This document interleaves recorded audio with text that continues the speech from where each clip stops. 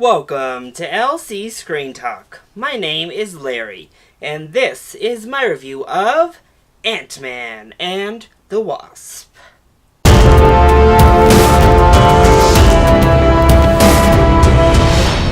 The first Ant-Man film was definitely a surprise. A surprise in the fact that they were making a film for Ant-Man at all, but then also a surprise that they were able to pull it off as well as they did. Granted, it is certainly still in the bottom half of the MCU for me personally, but it was still a very enjoyable, fun, well-made film.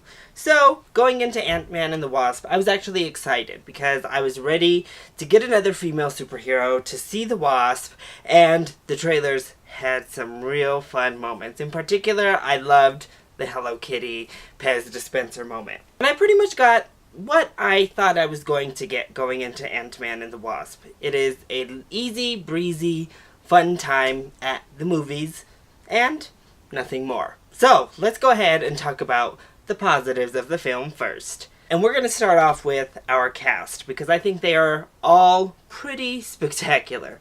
Paul Rudd is great in this film. He is definitely in tip-top shape for the role of Ant-Man, but he brings his signature, like, boy next door, everyday kind of guy comedy and charm to the film, and it works very well. I think Evangeline Lilly is also very good in this film. She's able to really expand on her character a little bit more, and it's nice to see her be able to step into that Wasp role. Michael Pena serves up more of the same Michael Pena type of humor, but I think the real standouts for me in terms of comedy actually were Michael Douglas, because I laughed every single time he was throwing shade over to Paul Rudd's character. I thought Michael Douglas was actually fantastic in this movie and hilarious. And then Randall Park, I thought was really, really funny in this movie. His, awkward exchanges were fantastic. I thought he stole the comedic show here. But we add in Lawrence Fishburne, who's fine. I actually think he brings a nice level-headed heart to the film. And then Michelle Pfeiffer is also added into the cast. She isn't given anything to do, so it's really hard to judge. Yeah, her character is hardly in the film, and she's not getting a lot to work with. I also think the action scenes in this film are a huge step up from the first film. We have some really great action sequences in this movie. In particular, when we first see Evangeline Lilly don the Wasp suit by herself during a negotiation gone wrong, it's amazing. And I think that's what's a lot of fun here, is she gets a lot of really great moments.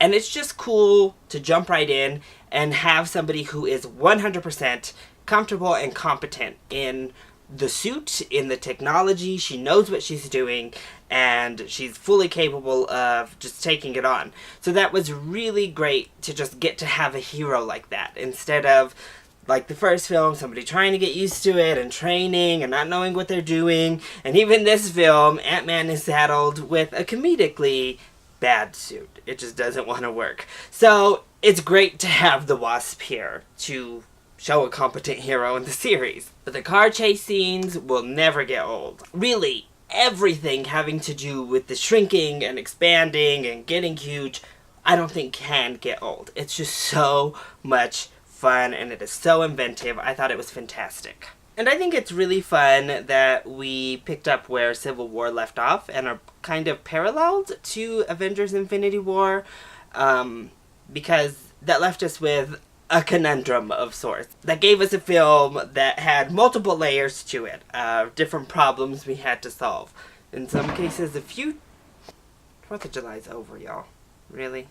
In some cases, I think too many, actually. We'll get to that in a second. But I thought it was really fun having that added element of the house arrest here, as well as the added element of Hank Pym and Hope Van Dyne being on the run, being fugitives for their technology, and that role in Civil War and what took place. So I actually thought that was really well done. And I think the script overall is pretty good. I think the base story of it all is pretty good. And the visual effects were fantastic in this movie. I thought the visuals were amazing. Right down to our villain, whose phasing power looked fantastic. What I really liked is the impression when they phased away and kept moving. We even got impressions of their face, like, left there as they, like, twitched. I thought, yeah, the visuals on the villain were just fantastic. Another positive, I think, continues to be Paul Rudd's relationship with his daughter. I think the daughter is wonderful in this film, and I think it's a really nice message and nice relationship to see there. I don't think we have that type of father-daughter or really parent-child relationship in any of the other Marvel films, so it's really nice that this one is grounded in that relationship, more so than even the Hope Van Dyne relationship that's going on here. Unfortunately, I do have quite a few negatives with Ant-Man and the Wasp as well, and that's going to start off with, I think it went a little too hokey for my personal taste. It went beyond, like, just the comedy funness of the first one to, of course, we're going to repeat some of the best jokes from the first one. I feel like it really took it into hokey territory a little too much, and I guess it's going to be difficult for me to see Ant-Man really interacting again with the rest of the group, because they really relied heavily on those ants in this film, like way more than they did in the first film, so it really kind of came off a little bit cheesier to me. They really ran with that from the first movie, and I thought it was at a nice balance in the first movie. This one took that all a little bit over the edge. Not to say that it's not funny, because there are a lot of jokes that land, and it's definitely entertaining and fun, but it was hokey for my personal taste. I also think there are too many subplots. We have too many villains. In particular, Walton Goggins is in this film. I think we could have and should have just cut that whole storyline out. There was so much going on. And that's why I have to give props to the script, because thankfully the story is able to juggle these all and keep them all in line and pretty consistent. We don't get any, like, random drops of the ball or random things thrown in, but it's a lot. I mean, there are a lot of little weird subplots, a lot of little nuts and bolts moving.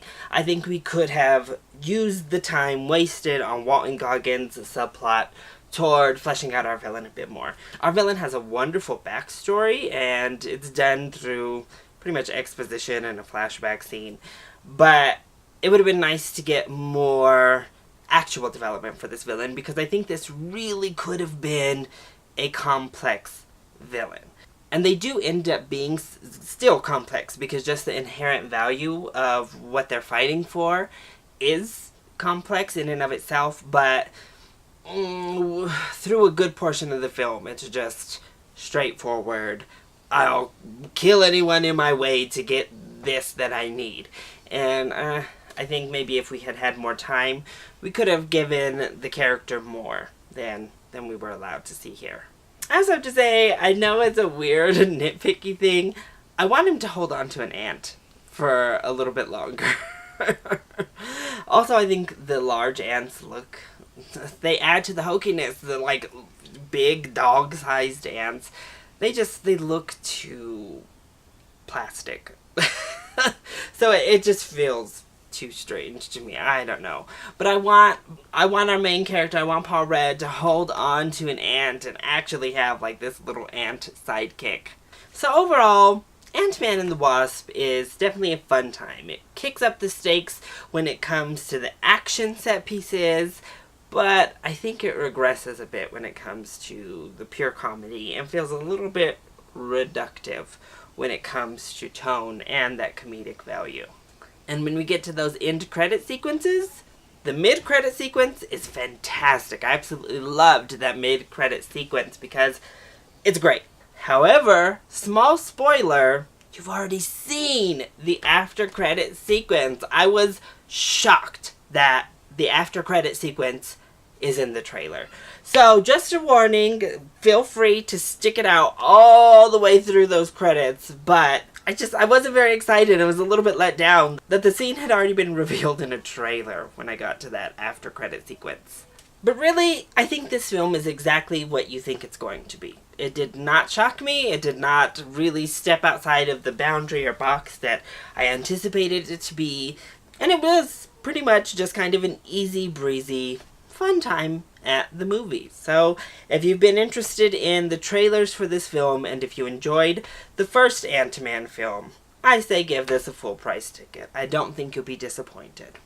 Otherwise, if you looked at those trailers and thought, ooh, I don't know about this, maybe give it a matinee. Because I think it deserves to be seen on the big screen for the visuals and the action spectacle, but I don't think it does enough to warrant that full price ticket for you. So, that is my review of Ant-Man and the Wasp. I hope you enjoyed it. If you did, go ahead, click like down below, and subscribe to the channel so you are always up to date on our latest videos. Also, join in on the discussion. Are you excited to see Ant-Man and the Wasp? Or have you already seen it? If you have seen it, let me know your thoughts in the comment section down below, or you can hit me up on Twitter. I love you all so much for your support. Mwah! Thank you for watching, and I'll see you next time. Bye!